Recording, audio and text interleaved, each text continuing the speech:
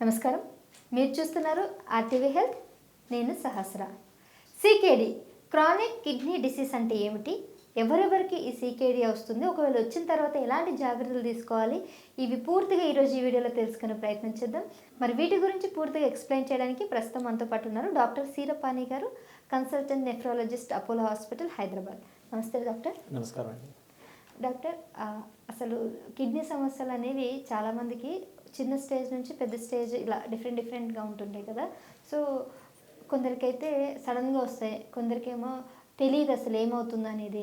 ఎట్లా గుర్తిస్తారు? ముఖ్యంగా ఈ సీకేడి అంటే ఏంటి సార్?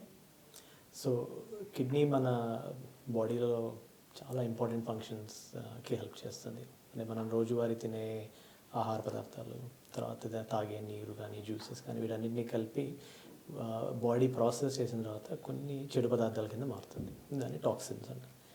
ఈ టాక్సిన్స్ ఒంట్లోనే ఉంటే మన బాడీ సిస్టమ్ సరిగ్గా పనిచేయదు. సో అవి బయటికి పంపించడానికి ప్రత్యేకంగా ఉన్న ఆర్గన్స్ ఏంటి అంటే కిడ్నీస్. ఈ కిడ్నీస్ ఈ చెడు పదార్థాలను బయటికి రెగ్యులర్గా పంపిస్తూ ఉంటుంది. సో దట్ బాడీ అంతా స్టేబుల్గా ఉంటుంది.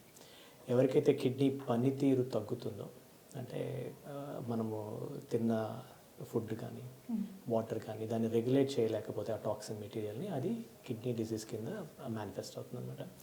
సో దీంట్లో రకరకాల స్టేజెస్ ఉన్నాయి. క్రానిక్ కిడ్నీ డిసీజ్ అంటారు. క్రానిక్ కిడ్నీ డిసీజ్ అంటే స్లోగా స్లోగా ప్రోగ్రెస్ అవుతున్న kidney problem. Over period of ఒక్కొక్కసారి కొన్ని నెలలు అవ్వచ్చు, కొన్నిసార్లు కొన్ని ఏళ్ళు కూడా అవ్వచ్చు. కాకపోతే కిడ్నీ ఫంక్షన్ నెమ్మదిగా దాని పనితీరు తగ్గుతూ ఉంటుంది. దాన్ని క్రానిక్ కిడ్నీ డిసీజ్ అంటారు. దీంట్లో సుమారుగా 5 స్టేజెస్ ఉన్నాయి. స్టేజ్ 5 అంటే వాళ్ళు డయాలసిస్కి దగ్గరగా వస్తున్నారు అని మనకి అర్థమవుతుంది అనమాట. ఈ స్టేజెస్ని ఎలాగ డివైడ్ చేస్తారు అంటే, స్టేజ్ 1 అంటే డయాలసిస్, స్టేజ్ 5 అంటే డయాలసిస్. So 1 to 5. స్టేజ్ 1 అంటే వెరీ ఎర్లీ స్టేజెస్. స్టేజ్ 2 కొంచెం, 3, 4, 5 అలాగే. 5కి వచ్చేటప్పటికి వాళ్ళకి డయాలసిస్కి చాలా దగ్గరగా ఉన్నట్టు అనమాట. అంటే వాళ్ళ కిడ్నీ పనితీరు చాలా తగ్గినట్టు. సో ఇలాంటి వాళ్ళకి మనకి కిడ్నీలు పని చేయట్లేదు కాబట్టి వేరే రకమైన ప్రక్రియల ద్వారా మన ఒంట్లో చేరుకున్న చెడు పదార్థాలను బయటికి పంపించాలి. అలాంటప్పుడు వాళ్ళకి కావాల్సింది డయాలసిస్ అవసరం కావచ్చు, లేకపోతే కిడ్నీ ట్రాన్స్ప్లాంట్ అవసరం కావచ్చు. సో ఈ రెండింటి ద్వారా మనం వాళ్ళకి లైఫ్ స్పాన్ని, క్వాలిటీ ఆఫ్ లైఫ్ని పెంచడానికి ప్రయత్నం చేయొచ్చు.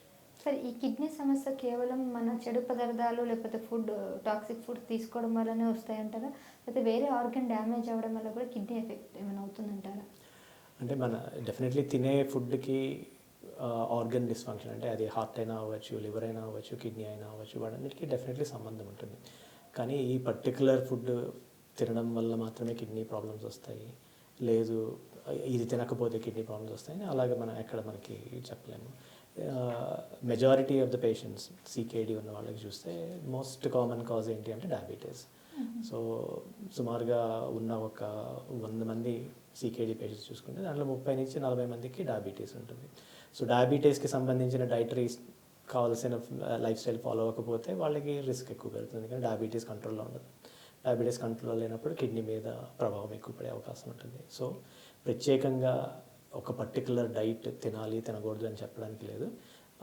కండిషన్ని బట్టి ఒక్కొక్కరికి ఒక్కొక్క విధంగా కిడ్నీ మీద ఎఫెక్ట్ పడే ఛాన్సెస్ ఉంటుంది అన్నమాట. రైట్. మీన్స్ వన్స్ ఒక్కసారి సీకేడీకి గురైన తర్వాత మందులతో నయమయ్యే ఛాన్స్ ఏమైనా ఉంటుందా? ఈ డయాలసిస్ వెళ్ళడం కాకుండా, లేదంటే ట్రాన్స్ప్లాంట్ కాకుండా, any chances are that? So ఇప్పుడు మనకి సీకేడీ అన్న ప్రాబ్లం ఉంది అని ఎంత త్వరగా తెలిస్తే అంత బెనిఫిట్ మనకి. ఎందుకంటే మనం డయాలసిస్ని ఒక్కొక్కసారి డిలే చేయడం కానీ, ఒక్కొక్కసారి పూర్తిగా ఆపేయడానికి కానీ ఛాన్సెస్ ఉంటాయి. సో ఎంత త్వరగా మనకి దాని మీద అవగాహన, అంటే ఉంది ప్రాబ్లం అని గుర్తించగలుగుతామో అంత బెనిఫిట్ ఉంటుంది. లేట్ స్టేజెస్లో కొంతమంది పేషెంట్స్ వస్తారు. ఎప్పుడంటే వాళ్ళకి క్రియాటినిన్ చాలా ఎక్కువ ఉంటుంది సీకేడీ స్టేజ్ 5లో. అలాంటి వాళ్ళని మళ్ళీ మనము, అంటే కిడ్నీలు మళ్ళీ పనిచేసే ఛాన్సెస్ చాలా తక్కువ ఉంటాయి. సీకేడీకిను అక్యూట్ కిడ్నీ ఇంజురీ అంటారు, అంటే అక్యూట్ రీనల్ ఫెయిల్యూర్ అనేవాళ్ళు ఒకప్పుడు. ఈ రెండుకి చాలా తేడా ఉంది. అక్యూట్ కిడ్నీ ఇంజురీ అంటే కొంతమందికి డీహైడ్రేషన్, అంటే విపరీతంగా విరోచనాలు అవ్వడము, వాంతులు అవ్వడము, లేకపోతే ఇన్ఫెక్షన్స్, ఏదైనా urine infection, chest infection, lung ఇలాంటప్పుడు వాటి వల్ల కిడ్నీ మీద ఎఫెక్ట్ పడుతుంది అన్నమాట. అప్పుడు కూడా కిడ్నీ పనితీరు తగ్గిపోతుంది. అలాంటి సిచ్యువేషన్లో ఎప్పుడైతే మనం అండర్లైన్ ప్రాబ్లం ఏదైతే ఉందో, ఇన్ఫెక్షన్ లేకపోతే డీహైడ్రేషన్, వీటిని ట్రీట్ చేస్తే మళ్ళీ కిడ్నీలు రికవర్ అవుతాయి. సో అది సీకేడి రెండు ఒకటి కాదు. సీకేడి అంటే కొన్ని నెలలు కొన్ని ఏళ్ళగా నెమ్మదిగా పెరుగుతుంది, ప్రాసెస్ ఉంటుందన్నమాట. ఎక్యూట్ కిడ్నీ ఇంజురీ నిన్నటి వరకు బాగానే ఉంటారు, నెక్స్ట్ 2 రోజుల్లో వాళ్ళు డయాలసిస్ మీదకి వెళ్ళే అవకాశం కూడా ఉంటుంది.